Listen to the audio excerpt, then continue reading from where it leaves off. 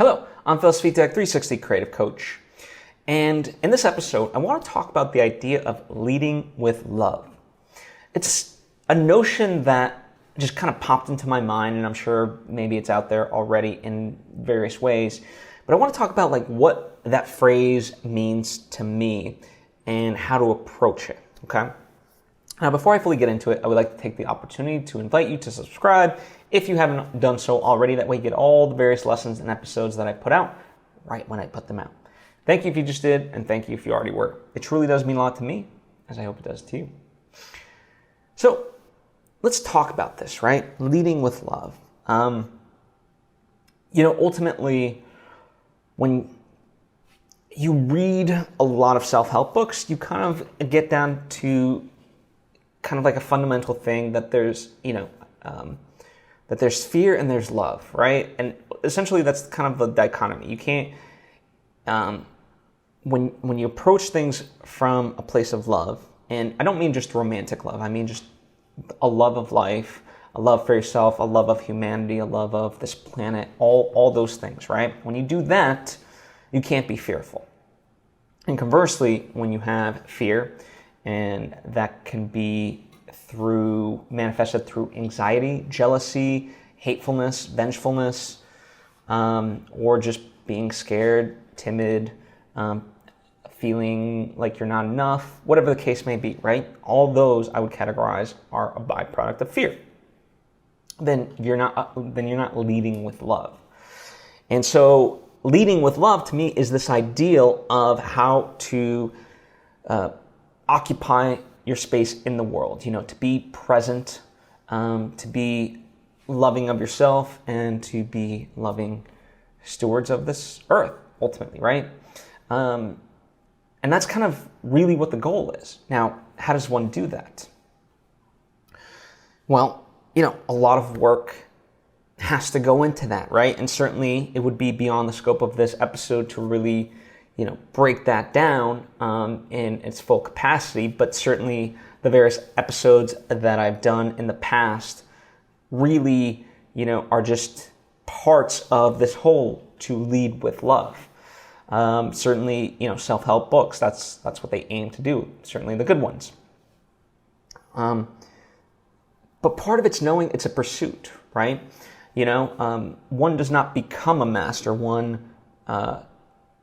to be a master is a process, and the master always knows there's more to learn and things like that. And so, part of leading with love is to be active, to always, to the best of your ability,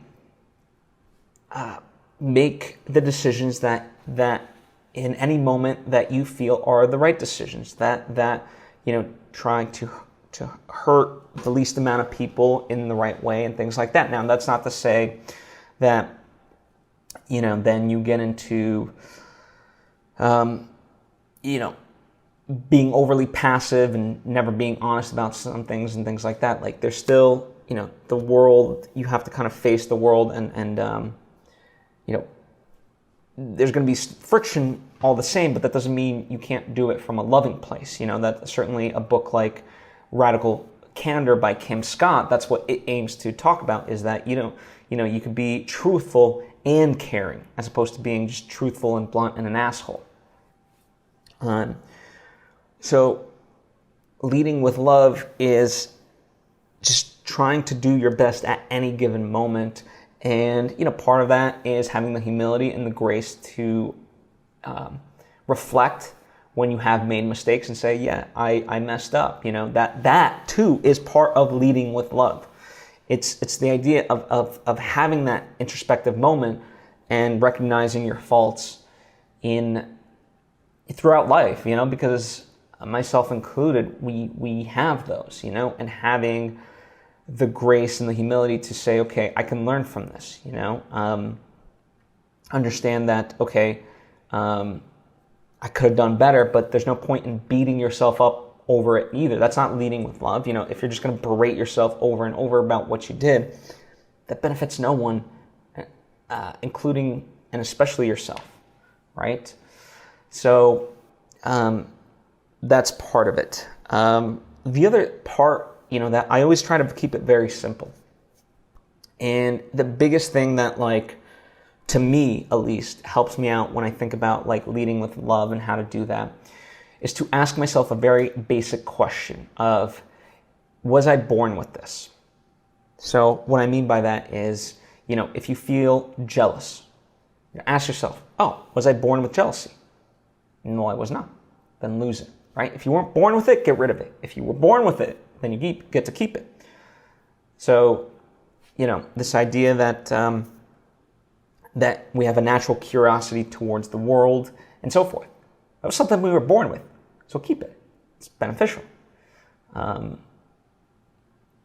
all that, right? So that's, when I think about leading with love, that's kind of how I approach it, is to ask myself that very basic question as a starting position,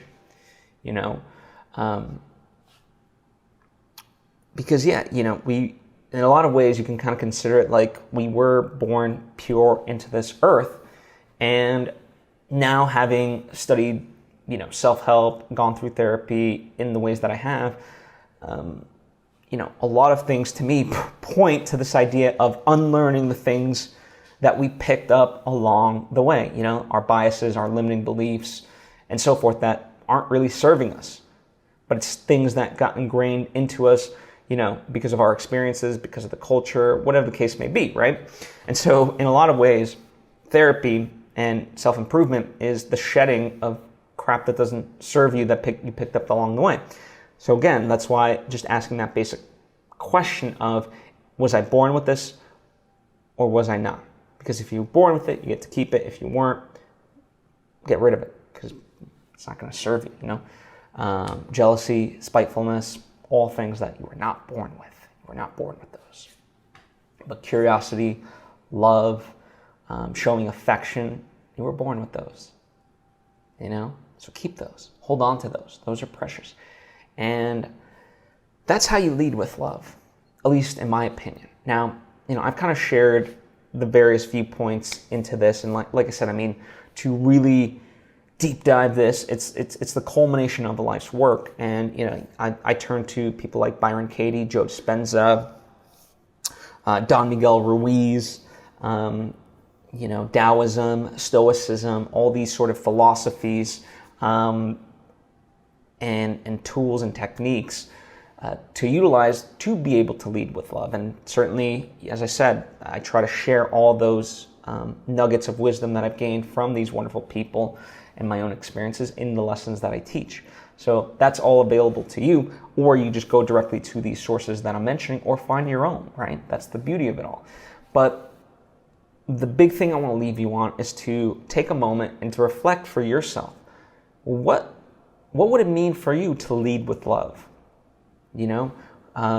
Because it's not about just being more affectionate towards people and so forth, but it's about having a more positive impact on all things, right?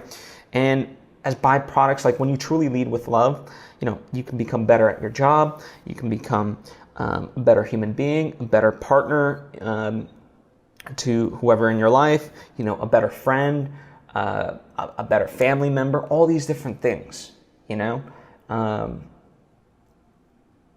that's the goal, right? That's why leading with love to me is such a powerful notion that I do want you to consider. And what does it mean for you? And I'd be very curious, please comment down below, or hit me up on social media, what does leading with love for you mean?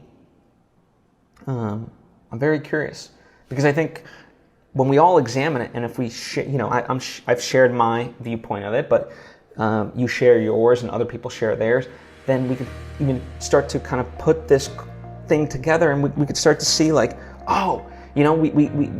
ignite ideas, and